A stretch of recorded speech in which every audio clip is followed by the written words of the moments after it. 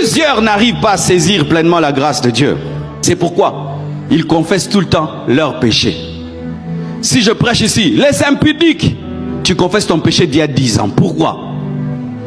Si je dis ici, oh, les gens qui ont avorté, du coup tu commences à pleurer parce que tu as avorté il y a 3 ans. Pourquoi? Frère, des fois qu'on prêche, tu n'es pas concerné. Tu dis c'est pour les autres. Moi j'avais fait ça mais je ne fais plus. Je ne suis pas concerné. Des fois quand on fait des appels, venez devant les gens qui ont avorté. Toi ne viens pas. Dieu t'a déjà pardonné. C'est pour le bébé spirituel qui vient d'avorter.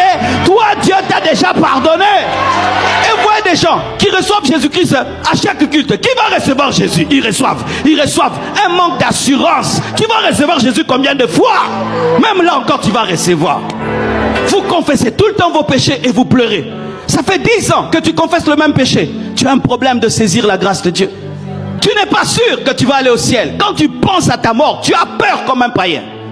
Lorsqu'on n'a pas l'assurance du salut, l'assurance de la grâce, qu'est-ce qui se passe?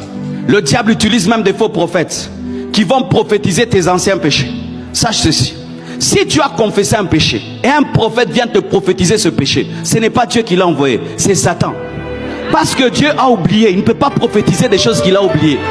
Tu me prophétises ma vie passée? Non, je ne vais pas venir. Ce n'est pas Dieu qui t'a parlé, c'est Satan qui t'a parlé. Satan se souvient de mes péchés, mais Dieu a oublié mes péchés. Et les gens, qu'est-ce qu'ils font? Ils veulent mériter le pardon de Dieu. Pourquoi tu jeûnes beaucoup? Certains vous jeûnez parce que vous avez la culpabilité. Tu ne crois pas que Dieu peut t'exaucer sans jeûner? Moi je ne jeûne pas pour que Dieu m'exauce, hein. Je jeûne parce que c'est une discipline spirituelle. Mon enfant n'a pas besoin de se priver de nourriture pour que je lui donne un bonbon.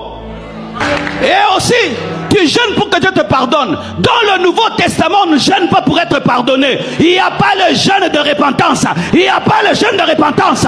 Il n'y a pas le jeûne de repentance. Dans la Nouvelle Alliance, des chrétiens qui jeûnent pour que Dieu leur pardonne. D'autres même font ce qu'on appelle l'autoflagellation. Il prend une corde et puis avec des épines, il se tape comme ça. J'ai péché et il est blessé. On dit que c'est un saint, un vrai incrédule rempli de cicatrices. Un vrai incrédule rempli de cicatrices.